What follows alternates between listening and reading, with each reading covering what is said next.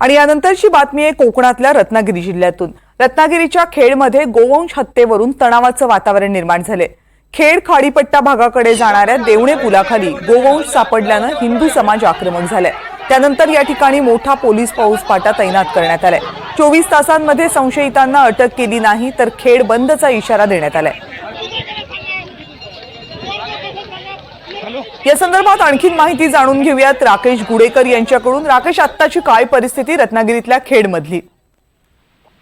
कविता madam, आज दुपारच्या सुमारास ही घटना उघडकीस आली। खेड शहरापासून खाडीपट्टा भागाकडे जो जाणारा रस्ता आहे त्या रस्त्यावर देवणे पुलाखाली जवळपास 6 ते 7 गोवंशाचं म्हणजे हत्या केलेल्याचे काही शीर तिथे किंवा मांस तिथे आढळून आलं आणि याची माहिती लोकांना कळताच लोक हळूहळू जमा होण्यास तिथे सुरुवात झाली आणि त्यानंतर लोकांनी आक्रमक पवित्रा घेतला आणि याच दरम्यान एक दुसऱ्या समाजाची रिक्षा त्या ठिकाणी पुढे जात होती।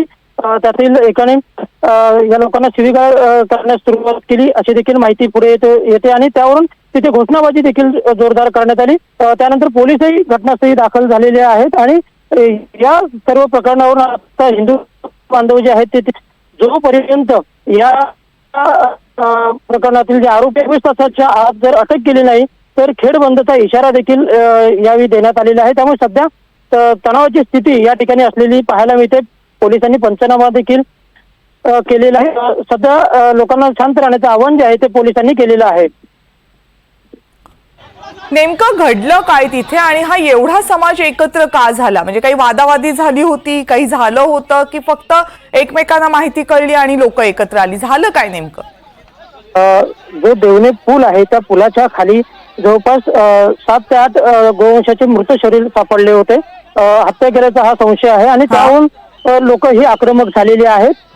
ही हत्या केल्याचाच संशय जो आहे तो ग्रामस्थांचा आहे आणि त्यामुळेच लोक जे आहेत ते आक्रमक झालेले आहेत आणि हळूहळू ही बातमी संपूर्ण या परिसरात पसरली। त्यामुळे लोक जमा झाले होते आणि अशा प्रकारे या ठिकाणी जर अशा घटना होत असतील तर त्याला वेळीच पायबंद घालणं आवश्यक आहे असं लोकांचं मत आहे आणि त्यामुळे लोक आक्रमक झाली। पण याच दरम्यान जी माहिती समोर येते त्या दरम्यान एक दुसऱ्या समाजातील रिक्षा तिथून पुढे जात होती। रिक्षामध्ये काही समाजाचे लोक होते आणि त्यातील एकाने या जमलेल्या लोकांना शिवीगाळ केली अशी माहिती पुढे येते आणि त्यामुळे लोक आणखी आक्रमक झाली आणि लोकांनी तिथे घोषणाबाजी देखील केली होती। त्या दरम्यान पोलीसही आले आणि पोलिसांनी ही सर्व परिस्थिती आता हाताळलेली आहे। धन्यवाद। तणावपूर्ण स्थिती असली बोला। त्यामुळे एकूणच सध्या तणावपूर्ण स्थिती असलेली पाहायला मिळते। पोलीस आता नेमकं या प्रकरणात काय आहे